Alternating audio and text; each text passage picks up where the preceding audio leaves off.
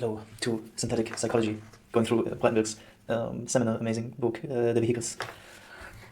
Here is one of the later chapters, Vehicle 12, yeah, Trains of Thought. So this is one of the things that totally blew my mind and stretched my imagination into completely new ideas of how to think of minds. Really, this was was a big deal for me.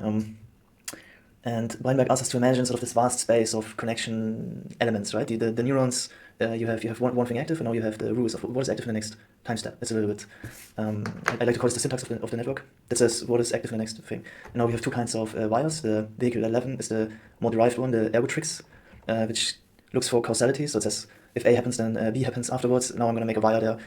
He calls this the ergotrix wire. And the other one is the memotrix, which is the easy to think about, or very simple to think about Hebbian association thing, which I have in my model there right now. So these neuronal units, whenever two are active, whenever one is activating the other, then I'm going to increase the plasticity. Not increase the plasticity, but the plasticity rule. Yeah, I'm kind of proud. I implemented a Hebbian plasticity here, so or using this math.js library, which came really nice for this thing. So I used the what was this sparse matrix that really helps me. That's really cool. I can have 1,000 here, and I still have the same speed basically. So that's quite cool. In the browser, that's not yeah. No parallelism, blah blah. No GPU either or whatever. So and basically yeah, he's putting in here this element which would be this is the brain, this is the input, this is the output, I guess. Yeah. And now you have amount of active units. So this here is an inhibition element, which is very biologically plausible. Apparently the inhibition system is has a quicker step count, right? A quicker information processing integration thing, which actually fits quite nice with sort of this assembly cell idea that I borrowed from Santosh Vempala, who's working on basically this kind of math that I'm modeling here as well, so using his stuff. So you have these units, they have Hebbian plasticity, and then they have a certain amount of active units, because otherwise you have epilepsy. That's the main idea why Braitenberg brings this in biologically, just from biological reasoning. So now, if you have this count of neurons being active, he has this beautiful chart. You can, when he asks you to imagine this, he's like, yeah, here, imagine these units, and let's say you have some graph of how many units are active next or something like. You will basically look at this and not be able to predict it or something, and he paints this picture in my mind or in our minds, and yeah, well, now I have this thing, the simulation here, and it's basically more or less what I was imagining. It goes faster than I was imagining. That's kind of. I mean, I can make it slow, but I was playing around with making it slow, but this is not better. Triangle world. So, yeah, frequency slower. Yeah. I guess this is a little bit more what I was imagining when I was reading the book. But now you get I don't know, it just takes so long. Maybe as an art version I can put this up as well. So now here's the triangle world, which triangle world has 3 states, and right now it has a time moving forward, and it just moves forward 1. So in this world, it's basically our input state. So we can imagine it's the same thing as the world, and sort of some input ganglion basically. It's equivalent here right now, which maybe kind of a deep realization about the mind that there is no world, but there's only your input ganglions that you look at, all your inputs, whatever, nuclei or the thalamus or anything, and never anything else. So maybe I get away with only having these things in my models, I'm not sure. And then here I have, Santosh Vempala has a algorithm for this inhibition model. It says how many neurons are active next. What do I do? Maybe 3. What does this one do? Yeah, this one only has geometry and no plasticity. So yeah, here is a fixed amount of inhibition model thing. So it's as if this line would be just a line, not a curve. That says for if right now there's X elements active, how many are allowed to be active in the next time step? And in this version it's fixed to 30 or something like that. Or yeah, then you get these basically the sort of data structures of stable cell assemblies. They're called. These are like neuronal units that now activate each other. They're sort of very connected or something like that, and they activate each other, and so we have this stable representation of one input state, which is it opens certain doors, because now we can think in terms of what are the data structures out of which we can build a computer program that will do things like the brain, and this in some ways looks really cool in this space because it has properties that are similar to hypervectors, where you have half of information is meaningful because you can reignite a cell assembly back from from pieces of information, for example. So you can mix information. It's like sort of the big thing about what cortex anatomy and neurophysiology sort of looks like. It's some kind of information mixing machine. So you have information coming in and then a representation forming in the substrate. And this more or less looks like, at least I feel like this is more or less the right track of thinking about it. And the beautiful thing here is that the wires are random. Yeah. So Darwin didn't need to be smart in order to make a substrate that is able to represent informations. And I think information states, and I think that the big thing about what's special about cortex and what is special about the sort of cognitive animals and then later humans as well is basically memetics. It means that there's this there are these idea spaces that created the cortex in the first place. Sort of the Susan Blackmore meme machine hypothesis model a little bit, that the evolutionary driver for the cortex that we have are the memes, really. So it's I think a beautiful framework, because now we can think in terms of what does it mean to be a meme machine. I think, and this is basically the answer that the cortex is answering. I think, what is the substrates that I need in order to have great idea representation capabilities or something. And I think the answer is beautiful, because you see this cortical substrate there that is sort of shaped by the activation coming in with these heavy and plasticity things. So it's like the activity is like the ghost in the system. So yeah, this one has plasticity. So if I'm staying here at this input state, I will shape these neurons to represent this, to be good at representing this input shape. So I'm guessing it will more or less fall into some kind of stable representation. I didn't do the math, how many I need.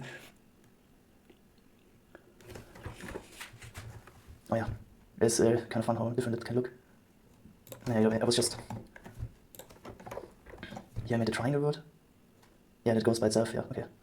So yeah, and here I modified it, so I changed the cupcake algorithm into just this Gaussian here.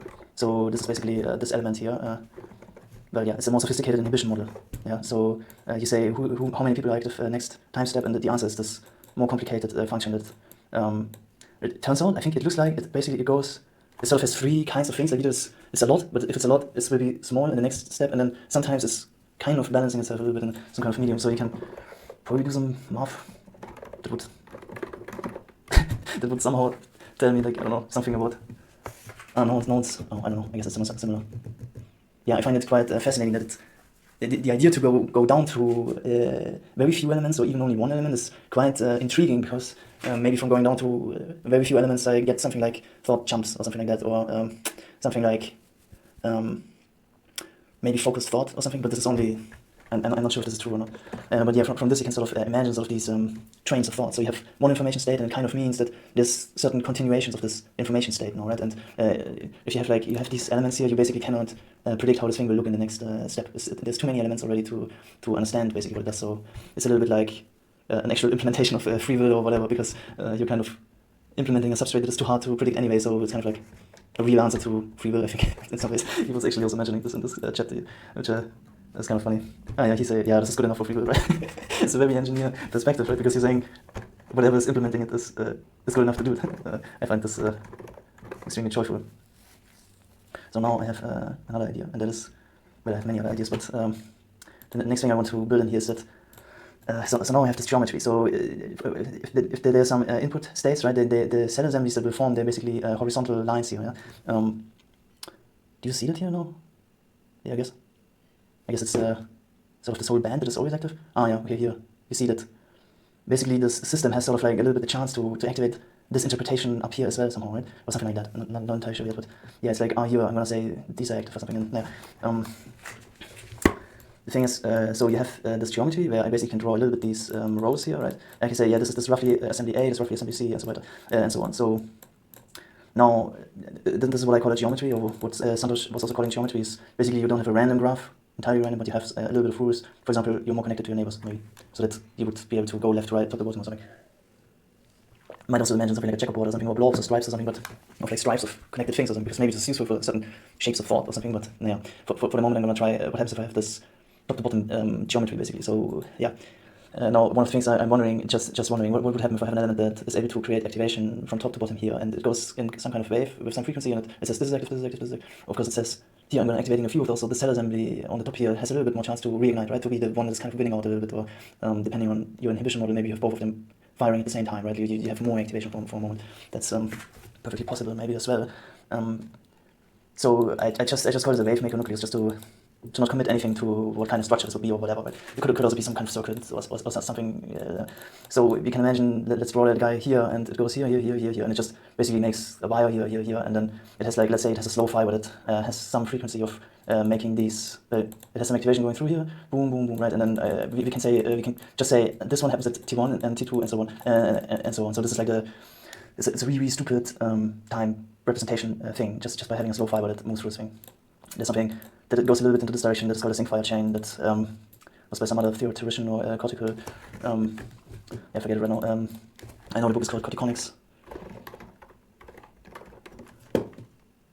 Yeah.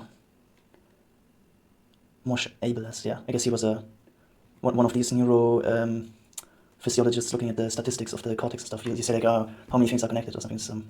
I think this was a quite fruitful space of thinking. Basically, much of what I'm doing here with the neurons is based on these kinds of things. So he called this idea here a zinc fire chain. So you could imagine this doesn't need to be a slow fiber, but you could imagine here a more complicated circuit a little bit that is listening to some internal events, and then it would say this, like, one event happened and now two events happened and so on. And so that would be able to move time forward, but time in a more abstracted way, time in a more abstracted sense, time in an event flow sense of something happening in the system.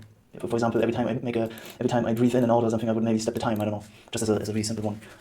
But it's about to be arbitrarily complicated.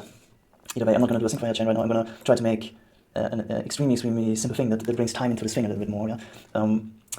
So that would be a wave, a wave going from top to bottom, and then again, right? Maybe with some kind of frequency or something. So I think this is kind of joyful because this is somewhat like one of the simplest things I can think of. If I have some geometry, what can I do with the geometry? So now I'm thinking about this thing where, like, let's say that A is active. Like right now I have A kind of here. Yeah, I guess here I have sort of an A whenever he's in the middle. Oh, this is not even true. It's so really complicated to think about. I mean, you don't really see it in this. Maybe I need to play around until I get something out of this thing, of course. Here it's quite striking, or here it's quite obvious. So here's basically one cell assembly. Yeah, and this is another one, I guess. Ah yeah, and there's one at the bottom or something. So these are like cells that activate each other, they sort of represent the input states. So if you have A going because A just happened, right? Like that's similar to this. So you have A in your short-term memory because A is activating itself back and forth, right? So it's a little bit like it's sort of a stable information cell. We call it cell assembly, or maybe a meme. Basically, is an information. But it's a piece of activation. I don't know, a piece of activation that sort of has a stable time structure, and it's because it goes back and forth between itself. It basically is more like a somewhat static in some ways. So that's basically a short-term memory implementation right there already, I think. And maybe short-term memory is actually already this simple, like just as the baseline problem, maybe. So no, you have A going, right? Imagine this wave maker nucleus. I don't think anything, or like if it works, basically nothing would happen if it's in front, I guess. This may be the next question, but I'm just thinking about this case here right now. So let's say you have T1 here. So on A, basically nothing really happens because A is already active. And on T2 is interesting because if A has a lot of potential connections to this area here, that is now sort of representing together with this element. Now it's basically representing the future state that follows A, and I find this quite cool that I can have something like geometry or something and then represent sort of time and causality here, because now what happens is that if it works, I think it works, I'm just imagining it works, if there's more signals in the system that I'm denoting here lowercase b, that say, yeah, here, I'm basically, like, these things have high dimensional spaces, so this thing is basically listening to all kinds of signals right now, right? Like, if it has luck and it listens to the right kind of signal that is active right now, it's sort of active in sort of one time step after A, because the wave maker nucleus was going through here, right? Or the wave maker nucleus is going through here over and over and basically asks this question over and over, like, is there something that follows A, yeah?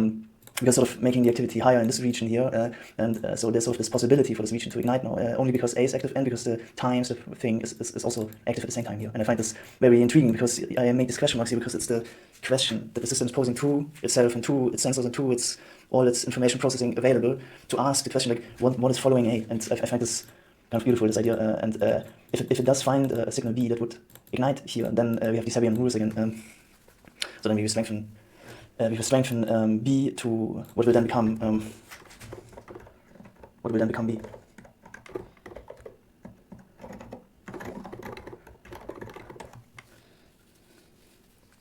If it works.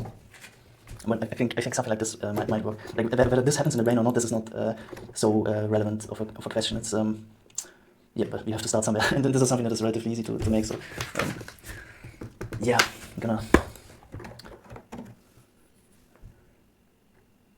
I'm gonna go here, and I'm gonna say, yeah, well, I'm making an element here that is maybe connected to, I don't know, it has some kind of connectivity pattern, some kind of wave, there's some kind of, oh, this is always one, this is like stuck at always one or something.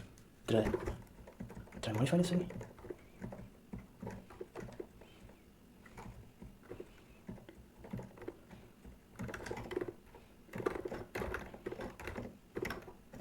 Which version is this? 6. That's, I guess I changed this. Yeah, I changed this. Yeah. Okay. So I guess I make a cut in the video here, and then I'm here, and so, this is so fucking mesmerizing to look at. What the hell? This, yeah, I can't, like, this is just actually sort of semi-magic, because it's kind of exactly what Braitenberg was mentioning. Yeah, just imagine these units. You wouldn't be able to predict it. You know, you see, it looks quite similar to some of the neuronal, like, it's basically, yeah, this is actually an interesting question, how similar or not similar it is to actual neuronal activity when you just look at it.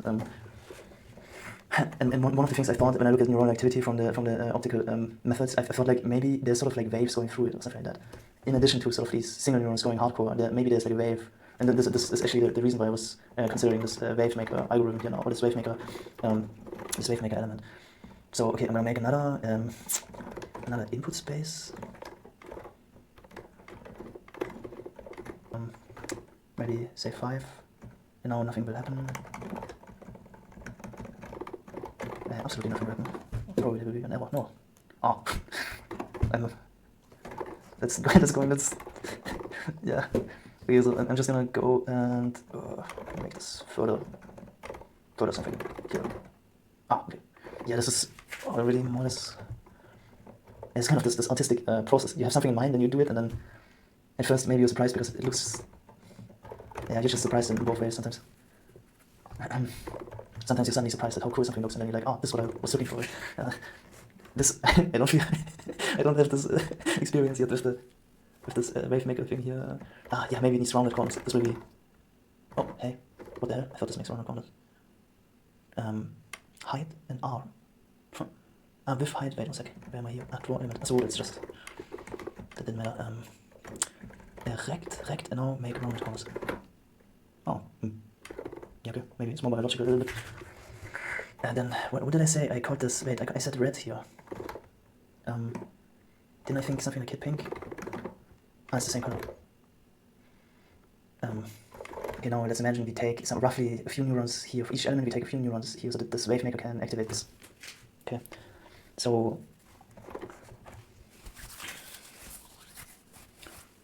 How far is one of these? One of these is roughly. This version here, one of these is, I think, roughly, what I say here, standard deviation. If I say 5 here. What the hell? That's interesting. You get more cell assemblies if you have less geometry or something. Or he's like undecided cell assemblies or something. Huh. What the hell? And if this is really big, then you just get mush, I guess. Oh, it's not even true. It looks, I wouldn't even be able to tell this apart from if I had 30 here, I think. 30. Well, now I feel like I see a block of 30. So I guess 30 is roughly one of these blocks. I'm just going to pretend this is true and see what happens. Of course, in biology, we might imagine that basically one of these elements is growing a wire here and it just touches a few neurons there, right? Or like many neurons probably.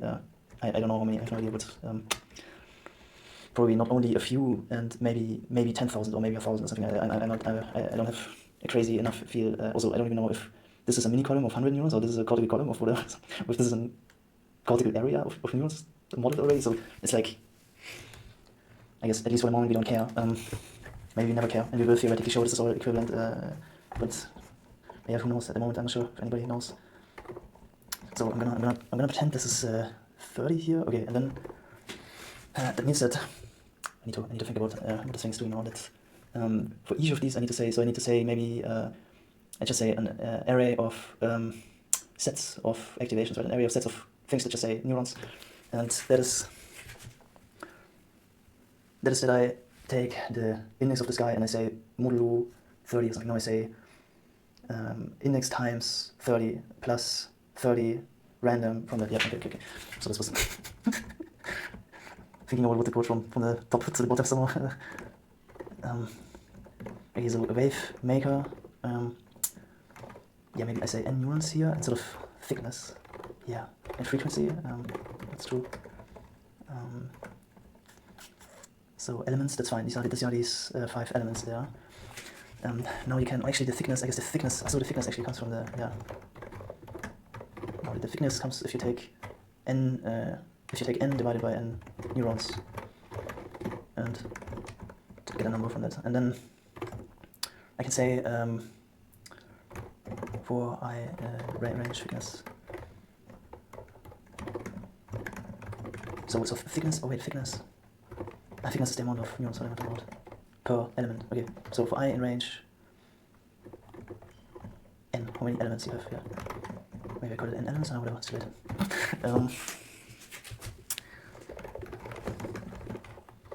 Give me a set of numbers that are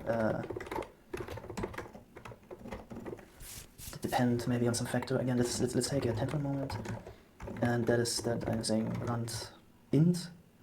Then it was I times thickness. It's the lower bound, and the upper bound is like this. The next one, right? Okay. So that starts at 0 and 30. So this first element, basically, I'm saying it takes some neurons from 0 to 30 and connect to them. Just imagining drawing a wire here that connects to random guys. Okay, to 10 random guys. Okay. So this is an array of sets of indices. You can quickly try this out. The thickness is 20 and n is 3. Then room number of arguments passed to something. Rand int takes an int, so I need to say rand int thickness and plus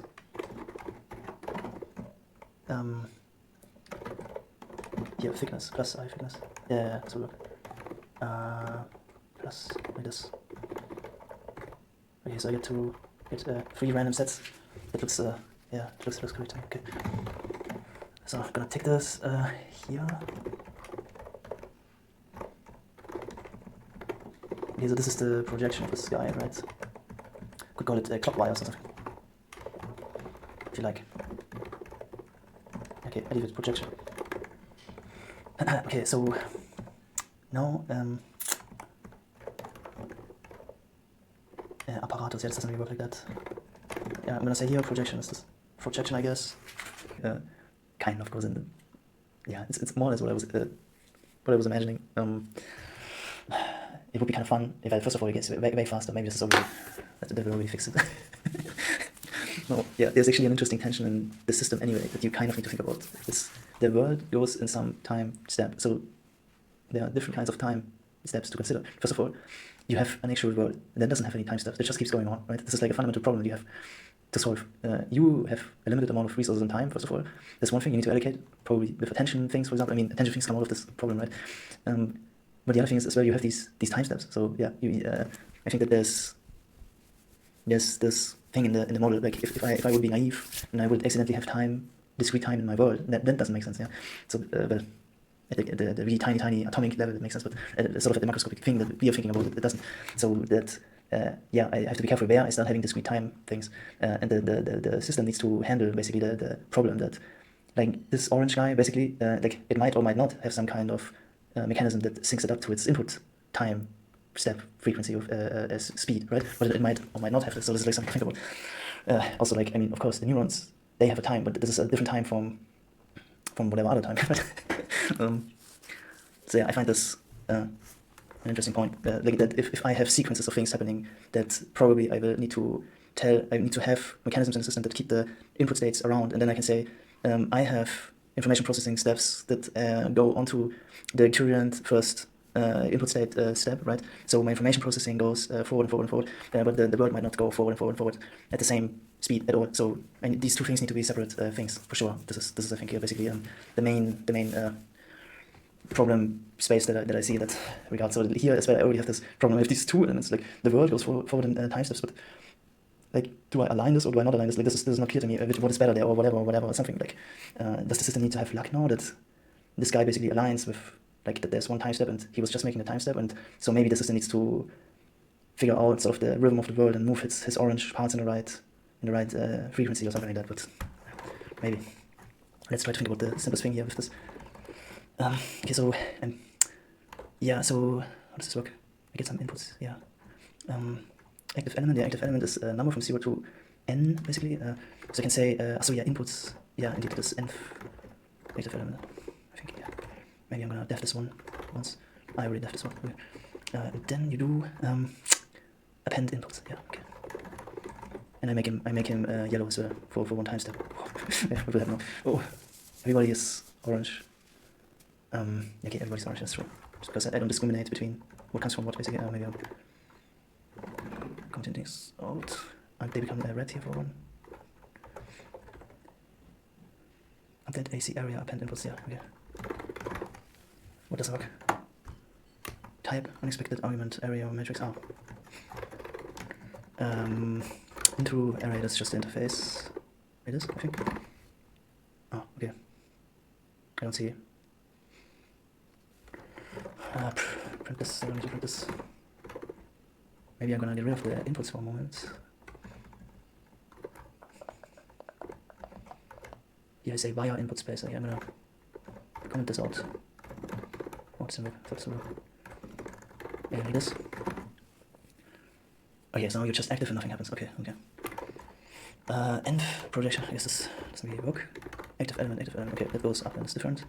Projection. Oh, that's always number 0. Okay, that's. And range. I think this was correct. Repeatedly 10. That was just always 0. No. Yeah, this looks a little bit like it's making. This was the first thing. It looked quite a bit like it makes a wave. Or did I only imagine? This is kind of funny. It's actually one of the things that happens quite a bit if you look at these things. This is like form cell assemblies that now like you can't inference them anymore with this.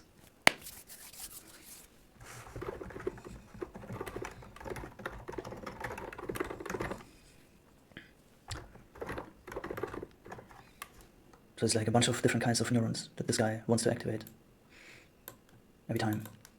Update AC area, append input. So what if I say set input and I'm gonna reset the area? This looks like that. Huh. That's funny. So if you have existing activity and then you make 10 neurons, then that doesn't really disturb this thing. It's like, so this guy was sort of like disturbing the activity once or something like that, isn't it? But now I see that. Now that I have this other picture in my mind with the set input, I sort of see it. No, you can have more frequency. 10, I guess this will be fast. Oh wait, this doesn't really do anything.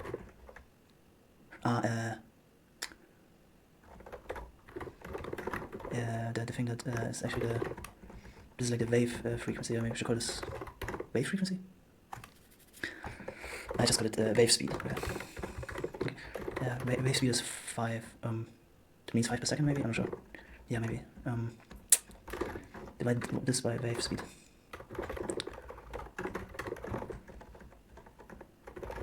Put the wave speed here. Oh yeah. I'm a fast guy. I like it. It's fast. Just quite a bit faster than the world. Huh? Maybe that's useful though. Kind of sounds useful to me.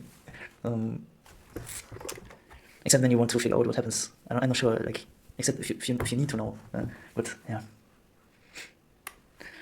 So now, the other thing that is actually also already happening here is I have this plasticity. So these guys say, yeah, here I'm like you say I'm active here, and now there's a next time step thing happening. So I'm actually making Hebbian plasticity between. Like the Hebbian plasticity basically has this direction, you know. So this is actually the wave maker here is also an implementation for making this geometry in the first place. Yeah? If you have random graph without any idea of geometry, I'm not sure if this is how cortex works, but you can make cortex like that with random connections, and then you can make geometry into the graph with this wave maker element. Yeah? It's quite simple. And then like I like how from the Hebbian plasticity, like we have this beautiful building material a little bit of here assembly. I can make shapes of thought and stuff like that, and it represents information, and like it's quite remarkable, I think. So where do I print this? So this is kind of cool. Maybe I'm gonna make a version where it's this Yeah, as you might imagine, hey, I was imagining once, hey, well, like maybe you have something like this happening during sleep, where like you basically you normalize all your weights a little bit or something, but maybe this would be a sleep algorithm that you only have this guy running here, and then this looks a little bit like maybe that's something that happens during deep sleep, doing delta wave sleep, but like one of the things that would happen here, so now let's say you encode this information between things in the world happening, right? Now, if you run this algorithm without any meaning, more or less, like just, yeah, here, geometry, like this, and this, now you're kind of normalizing the weights back to, like you had these sharp edges of meaning, I think, and now you're sort of smoothing it out, I think, and this would sort of fit with kind of the idea of why we go and sleep in the first place, or it kind of fits with certain things that we perceive as the benefit of sleep when it comes to what it does to our minds. It's like there's a sharp interpretation, a sharp piece of information processing that is sort of entrenched in these substrates, right, in this network of associations. Maybe it's like over and over represented, and now there's like this thing where the information processing is falling into this perspective and information perspective and situation analysis thing in fine-grained ways, and it's over and over representing the same kind of thing to itself, right? It's like rumination, like something emotionally happened, and you have this over and over in your mind, maybe like it's sort of parts of the mechanisms of how this is constructed, right? And now if I sleep and I have these waves going there, then it looks a little bit like, now the plasticity is allowed to reset more again a little bit, so that any kind of sharp interpretations are smoothed out again, so all these neurons are more or less, the plasticity is allowed to smooth out, I think. You can do the math, but it looks a little bit like this to me. There's basically no information, but only the geometry or something like that, or something. Yeah. Append input. Oh, okay, I commented out the input, because now you have the input int the time. So now, potentially, you would have something like, when this thing happened, and the time was, well, then I say that, I don't know. I mean, I would want to go to something where it's able to predict that this thing would happen. So I guess I need another element in the system that will, yeah, I just need another element in the system that says I'm gonna move the world and I'm gonna predict what I'm moving, and yeah, I think you probably don't get away with like building a few more elements. So here's this Darwinian loop. Yeah, this is the predictor comparator loop or circuit. That would be one of the next things that. Basically, this neuronal area would be allowed to be the predictor. Then I would keep around, I would basically have an element that makes copies of this input state, which is, I think, permissible and easy to do, right? It would be a stack of short-term memory things that you keep around. You call them S. Oh, he doesn't call them S. Okay. I thought he calls them S. I call them S for states. Yeah. They are here on this tape. Yeah, and I would keep them around here. And then you have another element here that reads out from these neurons. So this guy is projecting down to something in this dimension, more or less. Maybe it's gonna be blue, because I put this as blue on my whiteboard, so I'm making this one blue. That's the outputs of this predictor, and it goes onto this other tape. So here's a stack of predictor states, and then I have a stack of short-term memory states, and I have an element here that is purple, maybe, that is called the comparator, that takes these and these, and it says, if you said that this is going to happen, and then it happens, then I'm fine, and nothing happens. But if you said that this is going to happen, but then this happened, right? I'm gonna give you a signal that whatever you said doesn't match what was in short-term memory here. So I'm gonna, this is my idea now, but I would hook up this thing. So I say temporarily I don't ignore the world, and I'm gonna take the memory and replay the memory over and over to here. And I do this so long until I get the output that I want, and then maybe I do another 20 steps or something like that. Basically, the base idea is that you represent the states that you weren't able to predict correctly. You represent them to your vast meaning space predictor machine things. You present these states over and over so that this thing takes in the shape of these ideas, and then you say, yeah, here, now you predict it in the right way, and it's basically shoving in the memes. It's quite a violent algorithm. you put the memes, and yeah, here, these are the memes. Like, you are supposed to represent these kinds of memes, like, because these kinds of memes are what we experience, no? Because we need to get to something that is about the world, right? Fundamentally, doesn't do anything else, but only ever is about the world, I think, or like, at least like that's sort of the first layer that would be important to have, that basically would grow from Darwinian principles, right? But, yeah. So that's the next thing I'm gonna do. And I call this the, yeah, if it can do that, yeah, it's quite cool. Okay, so I basically made this wave maker, you know. I'm not sure if I see that happening. I realized maybe I see that happening, but I forgot that basically you don't see anything. It's so complicated. Like you just only ever see these activation states. Maybe that's why it's useless to look at the connectome and the neurons or something firing, because yeah, you need some kind of other paradigm where there's more in the system, where like you understand what these things mean to the system. And right now it doesn't really mean anything, because there's no connection to back to the world. Or yeah, so there's like 2 or 3 things missing for this thing to start being actually doing anything. Yeah, so that's the current state.